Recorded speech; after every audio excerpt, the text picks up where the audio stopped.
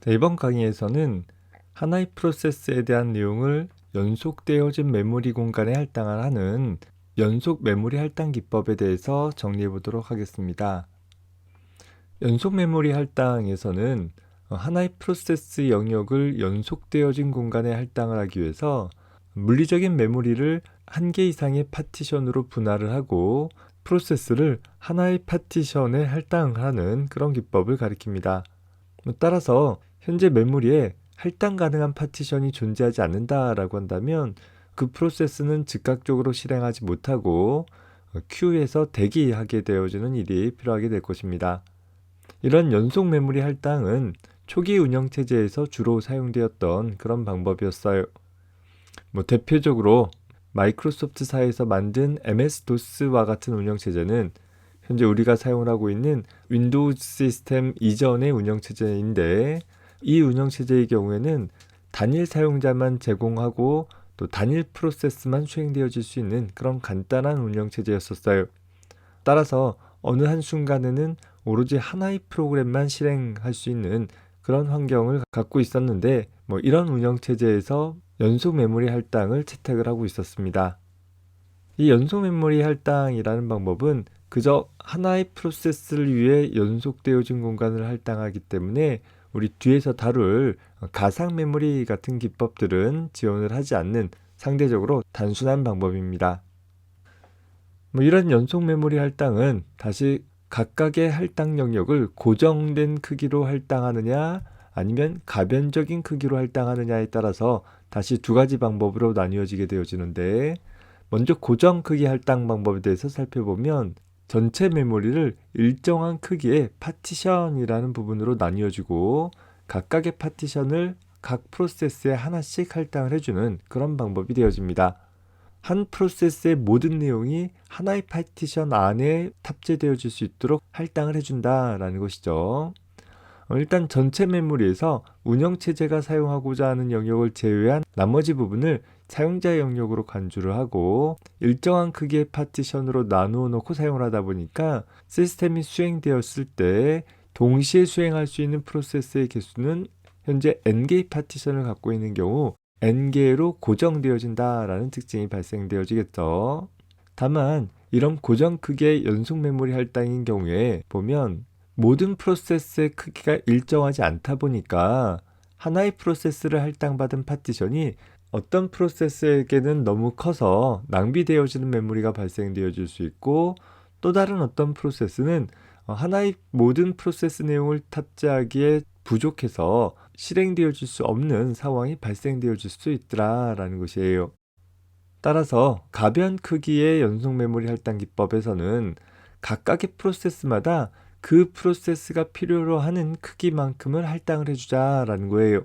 작은 메모리의 프로세스나 큰 메모리 프로세스나 동일한 크기를 할당하는 것이 아니라 서로 달라질 수 있는 크기를 할당을 해줌으로써 프로세스의 크기가 작다라고 해서 낭비되어지는 메모리가 발생되어지지 않을 수 있도록 하고, 또 프로세스 크기가 크다라고 했을 때 실행이 불가되어지는 일이 발생되지 않을 수 있도록 해볼 수 있게 되어지는 것입니다.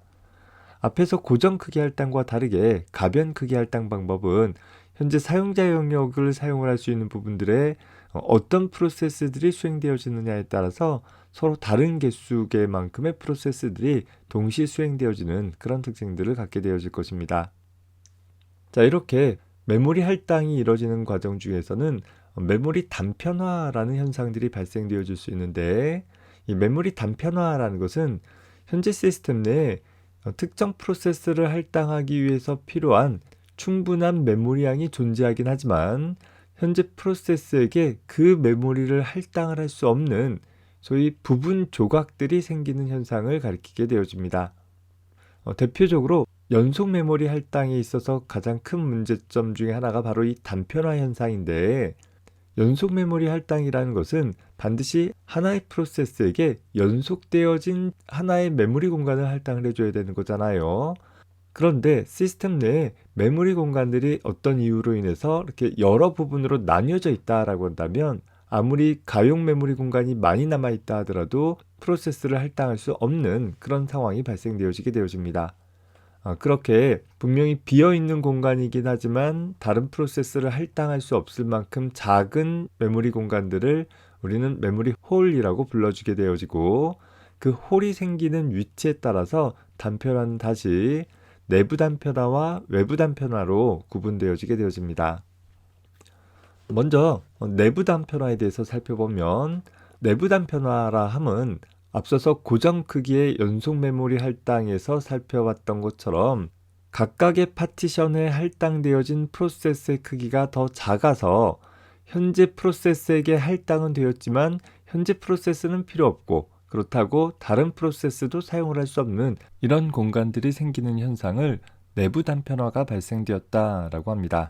이 내부 단편화를 줄이기 위해서는 각 프로세스에게 할당되어질 파티션의 크기를 줄여줌으로써 다소 완화해 볼 수는 있긴 하는데, 일단 연속 할당 방법에서는 파티션의 크기가 줄어들게 되면 큰 프로세스를 실행할 수 없다라는 문제점들이 발생되어질 수 있을 것이고, 뒤에 가서 다룰 비연속 할당 방법에서는 하나의 프로세스에 여러 개의 파티션들을 할당할 수 있기는 하나 관리되어질 파티션의 개수가 늘어남에 따라서 메모리 관리의 효율성이 떨어질 수 있는 그런 특징들을 갖게 되어집니다.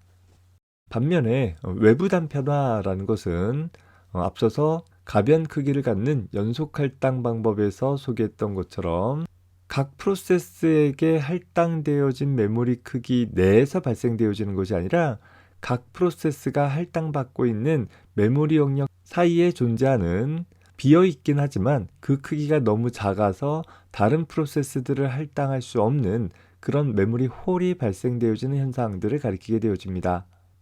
애초에 프로세스가 수행되었을 때 이 홀이 생기지 않게 다닥다닥 붙여서 할당할 수 있기는 하지만 각 프로세스가 실행되어지는 시간적인 특징들은 서로 달라질 수 있기 때문에 처음에는 홀이 없이 할당되었다라고 하더라도 프로그램이 실행되고 종료되어지고 하는 과정들이 반복되어지는 과정 중에서 점차적으로 메모리에 많은 홀들이 생길 수밖에 없는 그런 특징들을 갖고 있습니다.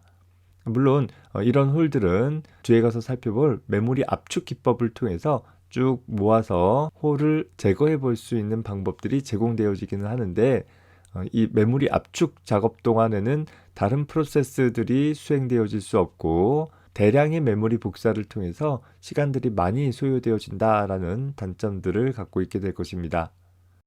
현재 전체 메모리가 2560KB짜리 시스템이 있는데 운영체제를 위해서 상위 400KB가 할당되어졌고 사용자 프로세스를 위해서 나머지 2160KB가 할당되어진다라고 가정을 해보자라는 거예요. 자, 이 상황에서 이 5개의 프로세스들이 거의 동시에 도착했다고 가정해 봅시다. 현재 각각의 프로세스가 차지하고 있는 크기와 현재 프로세스가 수행되어질 때 소요되어지는 시간들이 다음과 같다라고 가정을 해봅시다. 그리고 각 프로세스는 타임 슬라이스가 1단위 시간인 라운드 로빈 스케줄링을 기반으로 각각의 프로세스를 조금씩 이렇게 번갈아 가면서 수행되어진다라고 가정을 해볼 거예요.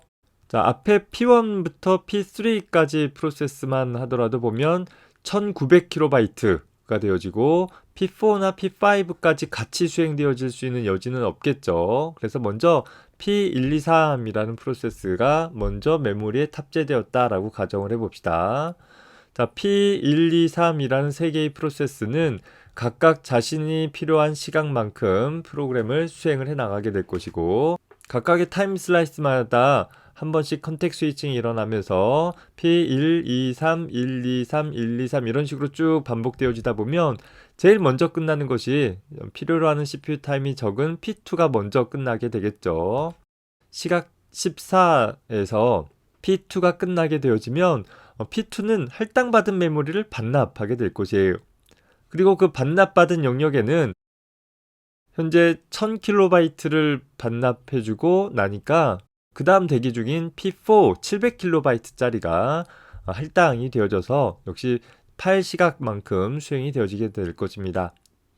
자, 프로그램이 또 쑥 수행되어지면 이 시각 이후 프로그램이 수행되어지면 그 다음 빨리 끝날 수 있는 것이 P1이 여기까지는 지금 5만큼 수행이 되어졌기 때문에 현재 나머지 5만큼이 수행이 끝나고 나서 시각 28에서 P1이 끝나게 되어지겠죠.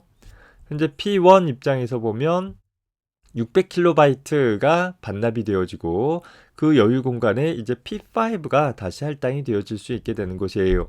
자, P5가 또 할당이 되어지고 뭐 이런 식으로 각각의 프로그램이 수행되어지면서 각 프로세스가 메모리를 할당받고 해제되고 할당받고 해제되어지고 이 작업들이 일어나다 보니까 자, 애초에는 2000KB 정도의 하나의 홀이 있었다가 프로세스들이 할당받고 해제되고 하는 과정들이 점차 일어나다 보니까 다른 프로세스를 할당받을 수 있는 가용 메모리 영역들이 한 군데에 몰려있는 것이 아니라 각 프로세스 사이에 군데 나누어서 홀들이 발생되어지게 되는 것이죠. 자, 이 홀들에는 뭐가 일어나는 거예요? 새로운 프로세스를 수행한다라고 한다면 내가 실행하고자 하는 프로세스를 탑재할 수 있는 홀을 찾아가지고서 거기에 탑재를 시켜야 될 거예요. 뭐 예를 들어서 내가 200kB짜리 프로그램을 수행시키고자 한다라고 하면 여기에다가는 집어넣을 수가 없잖아요. 왜? 우리가 지금 사용하고자 하는 연속 할당 방법에서는 하나의 프로세스에 대한 내용이 반드시 연속적인 공간에 할당되어져야 하는데 여기는 100kB의 영역밖에 없기 때문에 200kB짜리를 못 집어넣는다라는 거예요. 그럼 여기 두 번째 영역 보면 여기는 300kB짜리니까 여기다 넣을 수 있겠네요. 여기도 보면 뭐 260kB 정도 남았으니까 여기다도 넣을 수 있을 거예요. 그래서 내가 집어넣을 수 있는 빈 홀을 하나 찾아가지고서 그 홀에다가 현재 프로세스를 탑재해주는 그런 과정들이 필요하게 될 것입니다.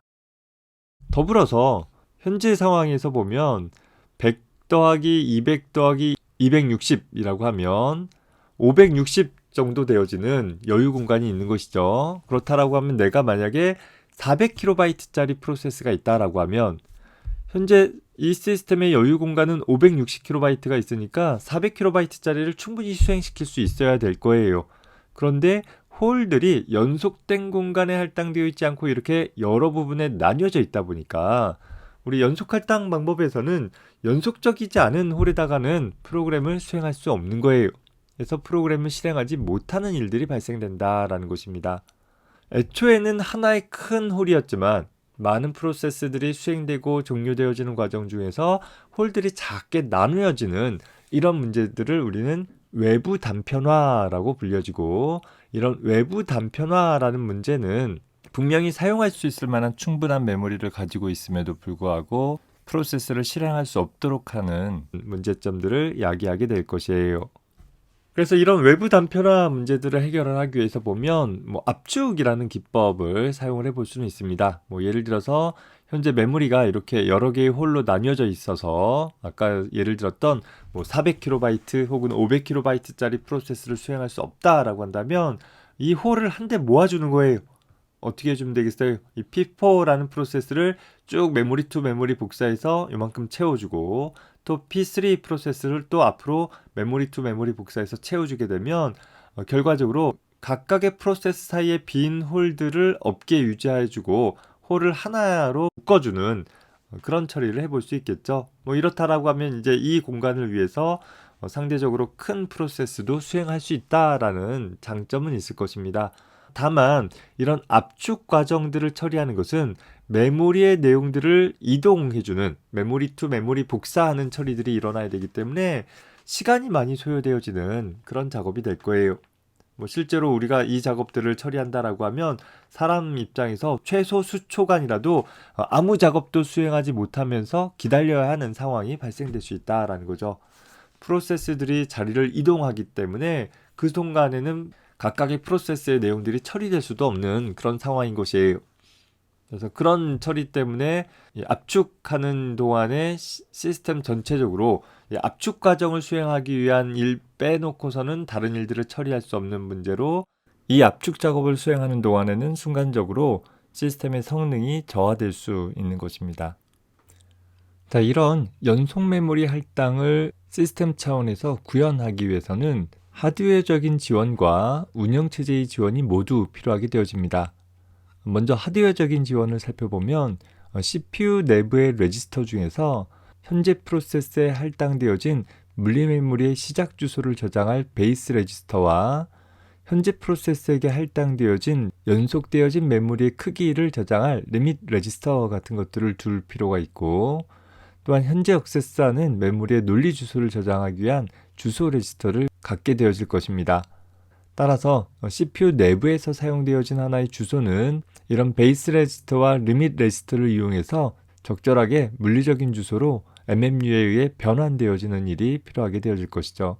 더불어서 운영체제 차원에서는 새로운 프로세스가 실행되어질 때 현재 그 프로세스에게 할당되어진 물리메모리의 시작 주소와 크기 정보를 각각 CPU의 베이스 레지스터와 리밋 레지스터에 적재해주는 작업들이 필요하게 되어질 것이고, 추가적으로 현재 시스템에서 비어있는 메모리 영역들을 관리해주는 일 역시 운영체제가 담당을 해줘야 될 것입니다.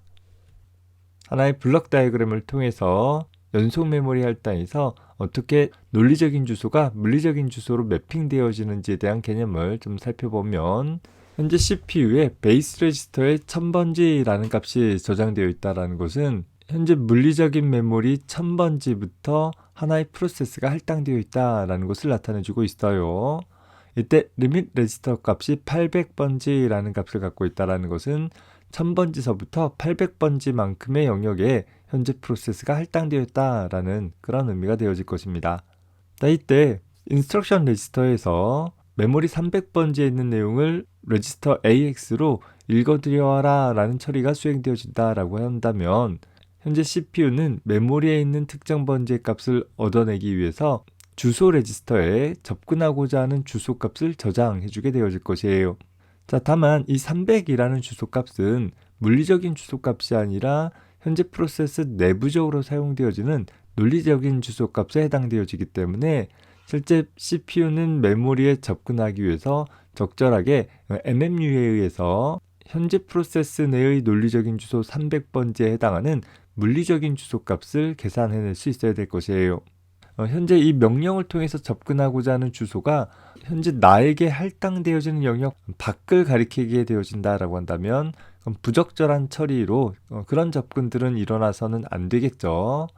따라서 현재 주소 레지스터의 논리적인 주소 값을 물리적인 주소 값으로 변환하기에 앞서서 내가 접근하고자 하는 주소가 현재 내 프로세스 한계 범위 내에 포함되어져 있는가라는 것을 먼저 검사를 해보고, 현재 프로세스의 범위 영역 밖을 나타내주게 되어진다라고 하면 시스템 오류를 발생시켜줘야 될 것입니다. 따라서 현재 내가 접근하고자 하는 논리 주소가 현재 프로세스에게 할당되어지는 영역 내부에 귀결되어 있을 때 한해서 현재 베이스 레지스터의 값과 내가 접근하고자 하는 논리 주소 값을 더해서 하나의 물리 주소 값을 얻어낼 수 있게 되어지는 것입니다. 이런 연속 메모리 할당의 특징들을 살펴보면 논리 주소를 물리 주소로 바꿔주는 과정들이 뒤에서 나올 비연속 할당 방법에서 매핑하는 방법에 비해서 굉장히 단순하기에 CPU 입장에서 메모리를 접근할 때 상대적으로 빠르게 접근할 수 있고, 또 운영체제가 이 주소 매핑을 위해서 관리할 정보량이 적다라는 특징들이 있게 되어집니다. 반면에 단점을 살펴보게 되어지면 현재 메모리 할당의 유연성이 떨어지게 되어지는, 항상 연속되어진 공간에 하나의 프로세스의 모든 내용을 할당해줘야 한다라는 그런 특징들이 있을 것이고, 앞서서 살펴봤던 것처럼 할당되어질 메모리가 충분히 있음에도 불구하고 그것이 연속적이지 않아서 할당할 수 없다라는 외부 단편화라는 좀 치명적인 문제가 발생되어질 수 있는 것입니다. 따라서 운영체제는 어떤 특정 프로세스가 메모리를 요구할 때 아무데나 할당하기보다는 가급적이면 외부 단편화가 덜 발생되어질 수 있도록 할 수 있는 적당한 홀을 선택해서 할당하는 일이 필요하게 되어지는데, 연속 할당 방법 중 고정 크기 할당 방법에서는 모든 파티션의 크기가 일정할 테니까 사용할 수 있는 파티션에 대한 목록들을 관리하고 그 중에 하나를 할당해주면 될 거예요. 비교적 간단하죠. 하지만 가변 크기 할당 방법에서는 현재 가용 메모리 리스트들의 크기가 다 다르기 때문에 각각의 홀마다 시작 주소와 크기 정보들을 따로 유지해주고, 메모리 할당이 필요로 하는 프로세스가 탑재되어질 수 있는 적절한 홀을 선택해서 할당을 해주는 일이 필요하게 되어질 것입니다. 이때 어떤 홀을 선택하느냐에 따라 시스템의 성능이 많이 차이 날 수 있게 되어지는데, 현재 연속 할당 방법에서 홀 선택 알고리즘은 다음과 같은 방법들을 생각해 볼 수 있을 것입니다. 먼저 최초 적합이라는 방법은 현재 가용 홀 리스트 중에서 현재 프로세스를 할당할 수 있는 크기를 갖고 있는 첫 번째 홀에 할당을 해줄 수 있는 그런 방법입니다. 가정하기를 홀 리스트들이 현재 메모리 주소에 따라 오름차순 정렬되어 있다라고 했을 때 첫 번째 홀부터 순차적으로 확인을 해보는 거죠. 현재 프로세스를 할당할 수 있을 만한 충분한 크기가 되는지 확인을 해봐서 크기가 모자르다라고 한다면 다음으로 이동을 하다가 현재 프로세스를 할당할 크기를 가질 수 있는 첫 번째 홀을 찾아서 할당을 해주는 그런 방법이 되어집니다. 이 최초 적합이라는 방법은 상대적으로 뒤에 나오는 다른 방법에 비해 할당 속도가 빠르다라는 특징이 있기는 하는데 외부 단편화 문제가 커질 수 있다라는 단점을 갖고 있습니다. 두 번째로 최적 적합이라는 방법은 현재 홀 리스트를 그 홀의 크기에 따라 오름차순으로 정렬해 둔 상태에서 현재 프로세스를 할당하기 딱 맞는 가장 작은 크기의 홀에 할당할 수 있도록 해주는 그런 방법을 가리킵니다. 취지는 현재 하나의 홀에 프로세스를 할당하고 나서 남는 나머지 공간을 최소화할 수 있도록 해보자 라는 것이죠. 최초 적합에서처럼 현재 프로세스를 할당할 수 있는 임의의 홀에 할당을 해줌으로써 프로세스 할당 후 발생되어진 홀들이 많아지는 일들을 좀 줄여보자 라는 취지에서 남는 공간이 최소화되어질 수 있는 가장 이상적으로는 딱 맞는 공간을 찾아서 할당을 해주자 라는 취지에서 접근을 해보자 라는 것입니다. 반면에 최악 적합이라는 것은 최적 적합과 반대로 현재 프로세스를 할당할 수 있는 가장 큰 홀에 할당을 해주는 방법인데 이 최악 적합의 취지는 할당 후 남는 홀의 크기를 가장 크게 유지해 줌으로써 그 공간을 통해 다른 프로세스의 할당 확률을 높여보고자 하는 그런 취지의 방법입니다. 자, 홀 선택 알고리즘에 대한 실행 예를 좀 살펴보면 현재 물리 메모리 영역에 다음과 같이 프로세스들이 할당되어져서 사용되어지고 있다라고 가정을 해보고 이 흰색 부분이 어느 프로세스에도 할당되어지지 않는 빈 영역을 가리키고 있습니다. 자, 이때 요만한 크기의 프로세스를 할당하고자 한다라고 했을 때 First Fit 같은 경우에는 제일 앞에 있는 홀부터 들어갈 수 있을 만한 크기인지를 찾아보다가 처음으로 만나는 들어갈 수 있는 홀에 프로세스를 할당해주는 그런 방법이 되어집니다. 사실 이 경우에 보면 이만한 크기의 프로세스인 경우에 여기다 집어넣게 되면 새로 생겨지는 홀이 이만한 크기의 홀이 생겨지게 되어지겠죠. 반면에 우리가 여기에다 집어넣을 수 있게 되어진다라고 하면 현재 홀의 크기를 더 작게 유지해 줌으로써 추후에 한 요 정도 크기의 프로세스가 생성되었을 때 이 홀 2를 통해서 수행할 수 있는 여지가 생기게 되어지는 것입니다. 따라서 베스트 핏이라는 방법은 그저 첫 번째로 만나는 홀에 집어넣는 것이 아니라 나를 집어넣을 수 있는 가장 최적의 크기, 즉 프로세스 할당 후에 생기는 홀의 크기를 최소로 유지되어질 수 있는 곳에 할당해 줄 수 있는 방법이고, 반대로 worst fit이라는 것은 가장 넓은 홀에 집어넣어 줌으로써 새로 발생되어지는 홀의 크기가 가장 크게 생길 수 있도록 해서 작은 홀들이 다수 생기는 일들을 좀 방지해보자 라는 취지의 홀 선택 알고리즘을 가리키게 되어집니다. 일반적인 효율성을 비교해보면 저장 공간의 이용률 측면에서 보면 베스트 핏이 가장 좋고 월스트 핏이 가장 나쁜 특징을 지닌다고는 해요. 다만 수행 속도 측면에서 본다면 고민할 것이 없는 퍼스트 핏이 상대적으로 좋고 월스트 핏이 역시 속도 측면에서는 조금 떨어지곤 있네요. 시도는 좋았으나 전반적으로 월스트 핏은 전체적인 시스템의 성능에 별로 도움이 되지 못하는 것이고, 장치 이용률이냐 아니면 속도이냐에 따라서 베스트 핏 혹은 퍼스트 핏 중에 하나를 선택을 해보게 될 것입니다.